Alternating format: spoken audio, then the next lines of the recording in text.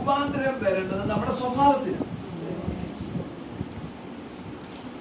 നമ്മൾ മനുഷ്യരാ, നമുക്ക് നമ്മുടെ സ്വഭാവത്തെ മാറ്റുവാനായിട്ട് കഴിയത്തില്ല. എത്ര പരിശ്രമിച്ചാലും കഴിയത്തില്ല. പിന്നെ കണ്ടാൽ തോന്നും സ്വഭാവം മാറിയതുപോലൊക്കെ തോന്നും മറ്റുള്ളവർ. അത് മാറിയോ ഇല്ലയോ എന്ന് എപ്പോഴറിയാം? ചില പ്രത്യേക സാഹചര്യങ്ങളിൽ വരുമ്പോൾ പ്രിയപ്പെട്ടവരെ, ദൈവത്തിന് സ്തോത്രം, നമ്മുടെ സ്വഭാവം അവിടെ വെളിപ്പെടുത്താൻ നമുക്ക് കാണാനായിട്ട്. ദൈവത്തിന് സ്തോത്രം. മൂർഖമ്പാമ്പ് കിടക്കുന്ന കണ്ടാലും ചിലപ്പോൾ ചേര കിടക്കുന്നത് പോലെ തോന്നും. എപ്പോഴാ ഇത് മൂർഖമ്പാമ്പാണോ എന്ന് അറിയുന്നേ? ഒരു ശബ്ദം കേൾക്കുന്ന ചിലപ്പോൾ അത് അതുപോലെ തന്നെ പത്തിയൊന്നും വിടുത്താതെ ഓടിപ്പോയെന്ന് വരും. അതിന്റെ ശരീരത്തിൽ അല്പം മണ്ണ് നുള്ളി ഇട്ട് നോക്കിയാൽ യഥാർത്ഥത്തിൽ അതേത് സ്വഭാവമുള്ളതാണെന്ന് നമുക്ക് മനസ്സിലാക്കാനായിട്ട് കഴിയും. ദൈവത്തിന് സ്തോത്രം. ഒരു പരിധി വരെ മാത്രമേ പ്രിയപ്പെട്ടവരെ നമുക്ക് ദൈവത്തിന് സ്തോത്രം നല്ലവരാണെന്ന്, അല്ലെങ്കിൽ ദൈവത്തെ പ്രസാദിപ്പിക്കുന്നവരാണെന്ന് പ്രിയപ്പെട്ടവരെ നമുക്ക് മറ്റുള്ളവരെ ബോധ്യപ്പെടുത്താനായിട്ട് കഴിയുകയുള്ളൂ. അടിസ്ഥാനപരമായിട്ട് നമുക്ക് രൂപാന്തരം വരണമെങ്കിൽ, ദൈവിക സ്വഭാവമുള്ളവരായിട്ട് നമ്മൾ മാറണമെങ്കിൽ, ദിവ്യ പ്രകൃതമുള്ളവരായിട്ട് നമ്മൾ മാറണമെങ്കിൽ, അതിന് ദൈവം ചെയ്തിരിക്കുന്ന പരിപാടിയാണ് ദൈവത്തിന് സ്തോത്രം യേശുക്രിസ്തുവിനെ ആത്മാവാക്കി തീർത്തിട്ട് ദൈവത്തിന് സ്തോത്രം ഹല്ലേലൂയ സ്തോത്രം അവരെ നമ്മളിലേക്ക് പിതാവ് അയച്ച് ദൈവത്തിന് സ്തോത്രം നമ്മെയും അവന്റെ മന്ദിരമാക്കി കർത്താവിന് സ്തോത്രം. പരിശുദ്ധാത്മാവ് നമ്മളിൽ വസിക്കുന്നുവെങ്കിൽ നിങ്ങൾ എങ്ങനെയുള്ളവരല്ല, ജഡസ്വഭാവമുള്ളവര് എന്ന് പറഞ്ഞാൽ നിങ്ങൾക്ക് നന്നാകാൻ കഴിയുമെന്ന്. ആത്മാവ് നിങ്ങളിൽ വസിക്കുന്നു എന്ന് നിങ്ങൾക്ക് ഉറപ്പുണ്ടെങ്കിൽ ദൈവത്തെ പ്രസാദിപ്പിക്കുവാനായിട്ട് നിങ്ങൾക്ക് കഴിയുമെന്നാണ് പറഞ്ഞത്. അല്ലെങ്കിൽ അതിനു വേണ്ടിയിട്ടാണ് നിങ്ങളിൽ ആത്മാവിനെ തന്നിരിക്കുന്നത്. ദൈവത്തിന് സ്തോത്രം.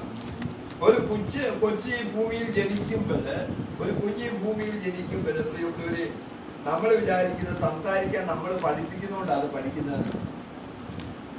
നടക്കാൻ ഇങ്ങനെ നമ്മൾ കയ്യിൽ പിടിച്ച് നടത്തുന്നതുകൊണ്ടാണ് അത് നടക്കുന്നതെന്ന് നമ്മൾ വിചാരിക്കുന്നു. ആമോ? ഈ ലോകത്തിൽ ഒരു കുഞ്ഞ് ജനിച്ചു വീഴുമ്പോൾ ദൈവത്തിന് സ്തോത്രം ഈ ലോകത്തിൽ ജീവിക്കുവാൻ ആവശ്യമായിരിക്കുന്ന, അല്ലെങ്കിൽ ലോകത്തോട് ഇടപഴകുവാനായിട്ട് ആവശ്യമായിരിക്കുന്ന എല്ലാ വലിയ കഴിവോടും കൂടിയാണ് ആ കുഞ്ഞ് ഭൂമിയിൽ ജനിക്കുന്നത്. ആ കഴിവിൽ പിന്നെ എന്ത് ചെയ്യുകയാണ്? അത് വളരുന്നതിനനുസരിച്ച് അതിന്റെ ഉള്ളിലെ കഴിവ് വളർന്നു വരിക എന്ന് പറയുന്നത് പോലെ ദൈവത്തിന് സ്തോത്രം യേശുക്രിസ്തുവിനാൽ വീണ്ടും ജനിക്കപ്പെട്ട ഒരു ദൈവത്തിന്റെ പൈതലിന്റെ ഉള്ളിൽ ദൈവത്തിന്റെ പരിശുദ്ധാത്മാവ് അഥവാ പുത്രത്വത്തിന്റെ ആത്മാവ് വസിക്കുന്നുണ്ട്. ഈ ആത്മാവ് വസിക്കുന്നത് ദൈവത്തിന്റെ സ്വഭാവത്തോടു കൂടിയാണ് ഈ ആത്മാവ് നമ്മളിൽ വസിക്കുന്നത്. അതുകൊണ്ട് പ്രിയപ്പെട്ടവരെ, നമുക്ക് ദൈവത്തെ പ്രസാദിപ്പിക്കുവാനായിട്ട് കഴിയും. ഹല്ലേലൂയ സ്തോത്രം. എങ്ങനെയാ ദൈവത്തെ പ്രസാദിപ്പിക്കാൻ കഴിയുക? ഒരു സാധാരണ ജീവിത നിലവാരത്തിലൂടെ അതിന് കഴിയുമോ?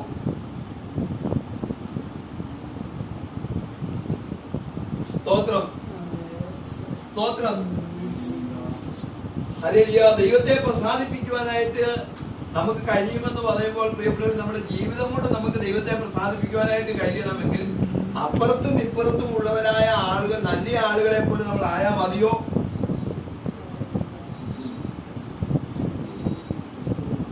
ക്രിസ്തുവിന്റെ മനസ്സുള്ളവരാകണം. ദൈവത്തിന് സ്തോത്രം. ഹല്ലേലൂയ സ്തോത്രം. നമ്മൾ ദൈവത്തെ പ്രസാദിപ്പിക്കണമെങ്കിൽ കടിച്ചു പിടിച്ച് നിന്ന് പ്രസാദിപ്പിക്കുന്ന ഒരു ജീവിതത്തെ കുറിച്ചല്ല ദൈവം ആഗ്രഹിക്കുന്നത്.